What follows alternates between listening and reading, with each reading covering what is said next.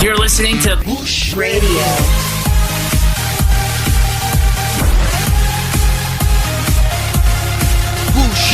Bush Radio. Your real talk radio.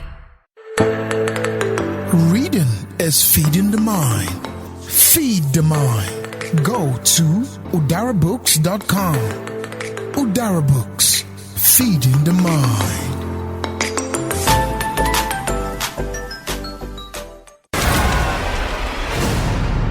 State Affairs with Edmund Obilo is live.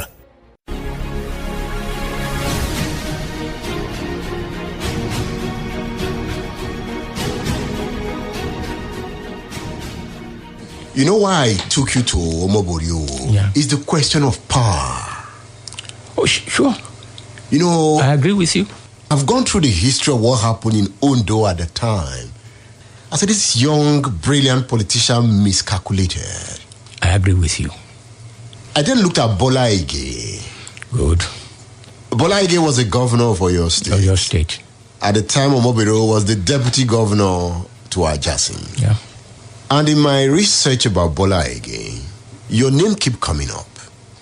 Did Bola Ige miscalculate too? To have done what? To have joined the Obasanjo government. At the time he took that decision, Uncle Bola, as we used to call him, those of us very close to him, was convinced that he was doing the right thing at that particular time, because there was a lot of this, what I would call centrifugal forces. The fights in Afenifere. In Afenifere. The Ijebu Four. Well, if that pleases you. You know the Ijebu Four. Paolani Wajayi. Mm-hmm. You have Onosoya. Mm-hmm. Abraham Adesoya, who was the leader of Afenifere. And you have Baba, that's still alive. Now, you were a member of Bola Ige Heritage Group, true or false? True. Alajobi. Uncle. How did you get to be a member of that group? Well, like minds who believe that we believe in the ideals of Bola Ige. Bola Ige brought you young people together. Yes. And I think in our own case, we took the initiative. Okay. Not Bola Ige, in the Alajobi, we took the initiative. Because we weren't comfortable with what was going on in Afenifere. And like minds, there's no way I won't mention some names like that of my colleague, Dari Babarinsa. Yes. We were both executives in TEL. There was this brilliant guy, Professor Akin Onigbide. We have right now, at another level, you have Dr. Olatunde Amsat. At another level, you have Tokumbo Ajashin. You have Femi Ojudo. So, we thought something was just not right. So we decided to win. And we went to Baba, Abraham Adesoya. We said, Baba, you sit it down here, and this house is crumbling. We, your kids, we are worried. You can't go on like this. He said, yeah, you are correct. We want to bring all of you to a round table. This thing must stop. This rankling must stop. Before the round table, the bone of contention was the defeat of Bola Ige in the primary at D-Rubans, right? Nobody wanted to ascribe the crisis to that. But that was the crisis. I know. You are correct. We don't have to pretend about it. Yes. So they didn't want to. So when we brought everybody together, that was when people realized that the crisis was deep-seated. And it was Bola Ige against the Ijebu Four. Yes, at Ijebu, Baba Abraham Adesoya's residence. I think we started the meeting around 10 o'clock precisely. 10. The meeting that was chaired by Archdeacon Alayode? No, not that one. Okay. This the one we called at the instance of Alajobi. Okay. And for about 8 hours, it was stormy. And from what I saw that day, but for the maturity and the political sagacity exhibited by Abraham Adesanya, it will have ended up in fiasco. Because when you see the venom with which leaders were exchanging what I will call an otherwise broadly discussion, but you trust Bola Ige. He stood his ground. And at the time it was like Pa Ayo Adebanjo spearheading the whole thing. It was vitriolic, acidic. And at the time we said, look, Baba, whether you like it or not, all of you are not leaving this place until we get to the bottom of everything. Bola Ige believed that the Ijebu Four conspired to make sure he did not get the ticket of AD-AMPP in the 1999 election. You see, the way I look at it, Edmund, from the reading of the situation then, I wasn't sure that Bola Ige wanted to hold Baba Adesanya responsible for what was happening. Truth be told, there is this fear of Bola Ige getting that ticket. Because they felt they wouldn't be able to control him. Sure. And they felt he was arrogant, according to Ayo Adebanjo. You see, I will want to reject that disposition by Baba Ayo Adebanjo. I will be the last to accept that Bola Ige was arrogant. Edmund, it's easy for me to consider you arrogant if we are not operating at the same level. Only the deep can understand the deep. Bola Ige was deeper? Is that a point? That's my point. Only the deep can understand the deep. Don't let us pretend. But Lanihu Ajayi was deep. And that was why Lanihu Ajayi was not as vehemently opposed to Bola Ige that day. He was reconciliatory in his approach. It's no longer around us. But let's state the truth. Is it not true that Bola Ige took them for granted? While that election was going on, Bola Ige left the country. Yes. I learned he did not even call any of the members of the 23-man electoral committee. He was so confident he was going to win. He was going to defeat Falae. You see, that was another exhibition of false sense of security. That's the way I saw it. And some of us, I think myself, Dari Babarinsa, and Femi Ojudu, we had the opportunity to tell Uncle that, Uncle, you misfired. You shouldn't have left. It's unfortunate. He was too trusting. And he paid for it. Tinubu did not vote for him. I don't think so. Lam Adesina voted for him. Yes. I knew Lam voted for him because Uncle Lam had an occasion to discuss with me. And by and large, we were on the same page when comparing notes. Bisi Akonde voted for him. Oh, yes. So, for others, I wouldn't know. And another thing, he trusted the position of my former teacher, the former minister for external affairs, Professor Bolaji Akinyemi. And I doubted if he got his vote. My guest is Kola Ilori. He attended the University of Lagos, where he read mass communication in 1981. He caught his journalistic teeth between 1973 and 1978 at WNTV, now NTA Ibadan. He was a pioneer chief correspondent of the News Agency of Nigeria in Kwara State in 1978. Kola Ilori was press secretary to the deputy governor of Oyo State, late Chief Akin Omoboriowo, between 1982 to 1983.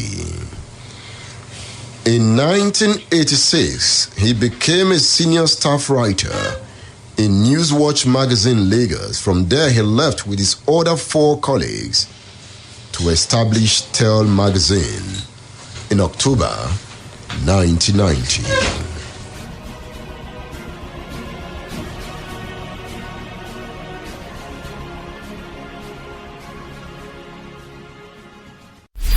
Bush Radio. Bush Radio. Bush Radio.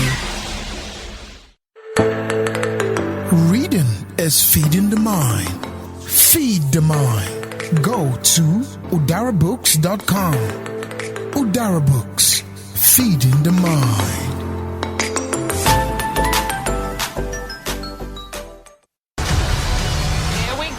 State Affairs with Edmund Obilo is live. Stay tuned.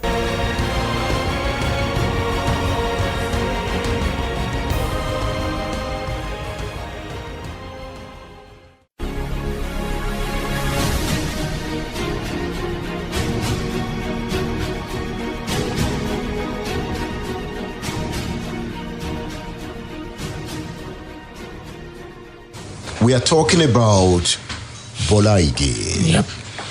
Now, we have seen the conspiracy, the D. Rovans meeting. Yeah. We have mentioned the Ijebu Four, and one of them is still alive, Ayo Adebanjo. The Ijebu Four were the elders. Yep. In Afenifere. Bola Ige was the deputy leader. Yep. Of Afenifere. And Abraham Adesonya was not interested in the presidency. So automatically on a good day, it should go to the deputy, Bola Ige. Yep.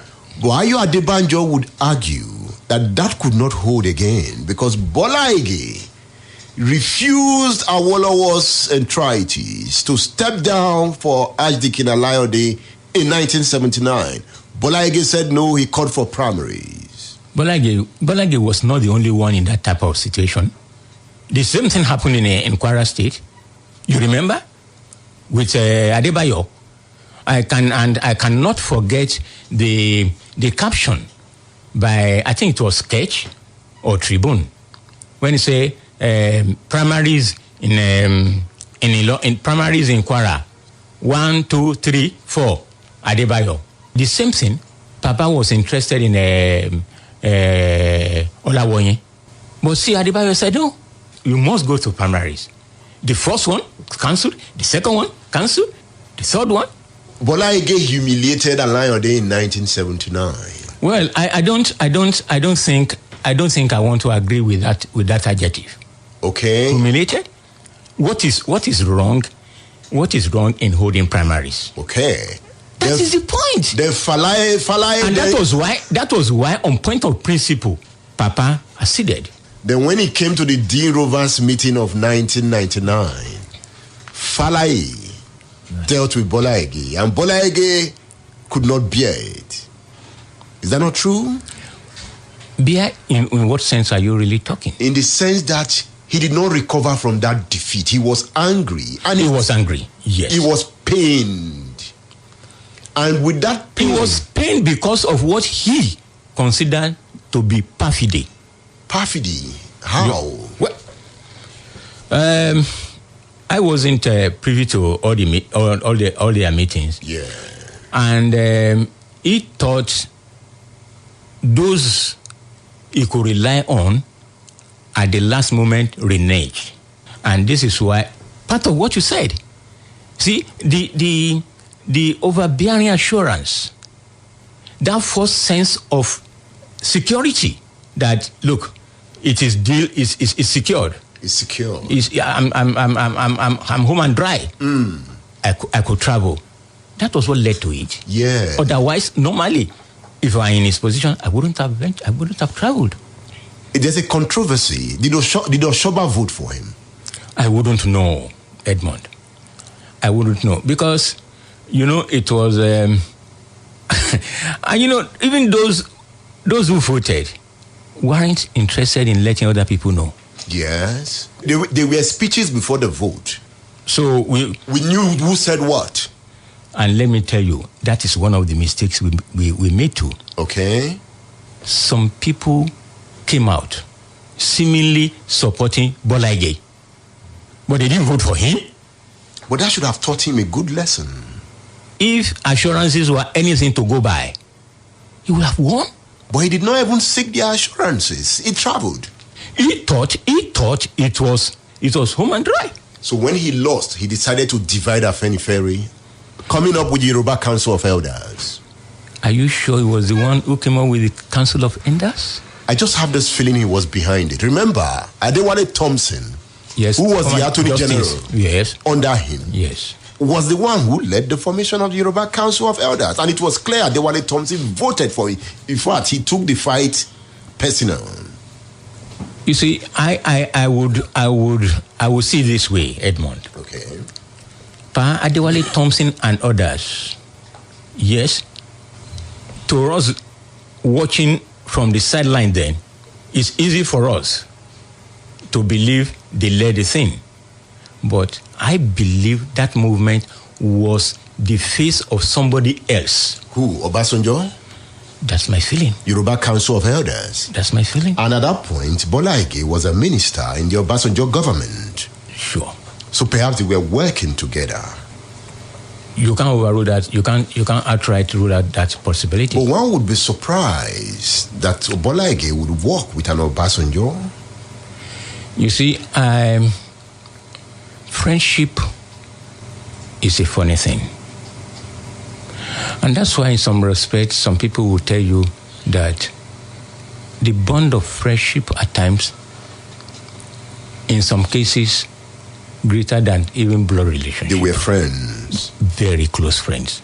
I will tell you this. And Bola Ige was the saving grace for Obasanjo. He would have been poisoned in prison. This much I know. He would have been poisoned in prison. He got information from Bola Ige at the nick of time, and that saved his soul. And he died while Obasanjo was in charge. How do we reconcile that? That is the irony of life. You see, at times when people, after the assassination of Bola Ige, a lot of people were telling us then that the police were inefficient. They were this, they were that. Edmund, that was balderdash. Rubbish. Did you say that? Oh, yes. What could police have done? Look, Abacha said something before he died.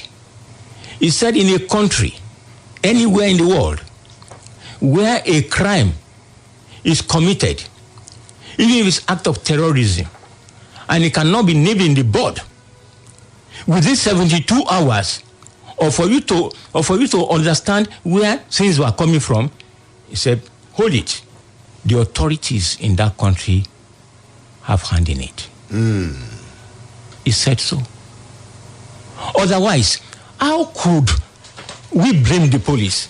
The police who were already close to the suspects, as it were then, and suddenly you got the investigation of the investigating officer and AIG, Madam Olowe also, yes, I still remember, he was asked to proceed on a course not solicited for, and all preparations, which normally would have taken about 4 or 5 weeks, took less than 48 hours. The file was again transferred to another officer to start afresh. They're not the usual thing in Nigeria. If it is usual, it sounds like the normal story. Yeah, but is it sensible? Is it sane? Is it proper for concerning the assassination of Chief Law Officer of the Federation? Edmund, what are we talking about? And after the woman left, you pass the file to another person, and you mess up the investigation.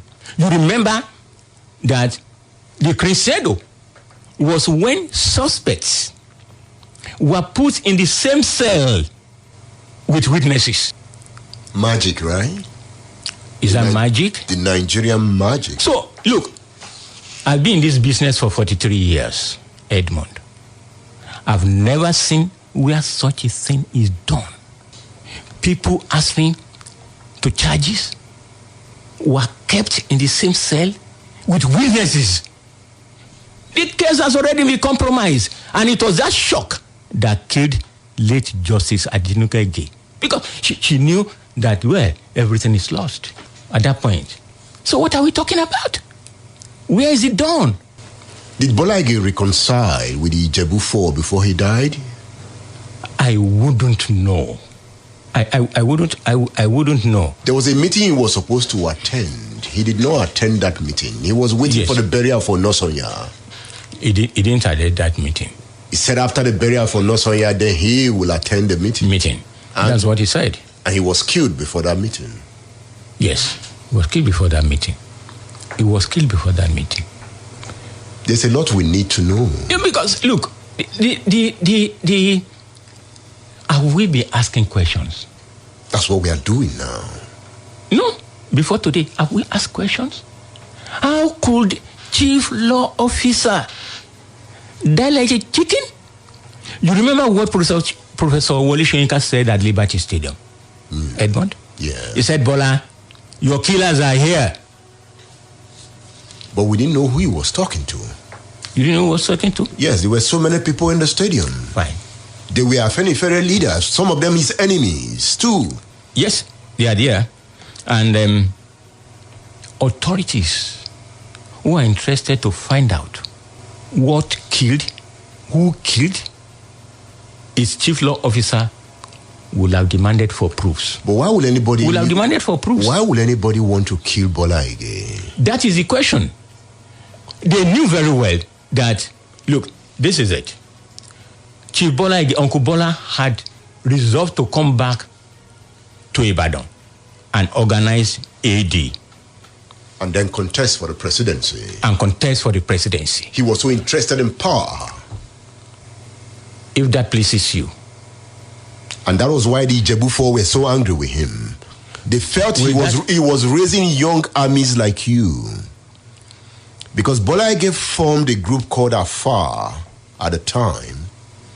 Came up with the heritage group. He was raising young intellectuals like you to supplant the old school men in Afenifere. No, we never, on my honor, we never discussed such things. They were secret meetings. And I'm saying it with all sense of responsibility. But he was raising young persons to move in, young persons like you. And many of you liked him because he was reachable. Well, accessible? Yes, I agree with you. And he was not as deeply self-conceited like others. And he wanted the restructuring of Afenifere by all means. Not by all means. That was what majority of us wanted. It's not by all means. But the Ijebu Four said no, that there was nothing wrong with the system. And we said that order ought to change. And because they refused, YC came in. So that's just it. And in any case, would all these grievances, would they have advanced the reason for Chief Bola Ige to have been killed like chicken? And the state saw nothing wrong in it? Till today, nothing has happened. Buhari said he will revisit the files for 6 years. Nothing has happened. Kola Ilori, thank you for featuring on State Affairs. It's my pleasure, Edmund.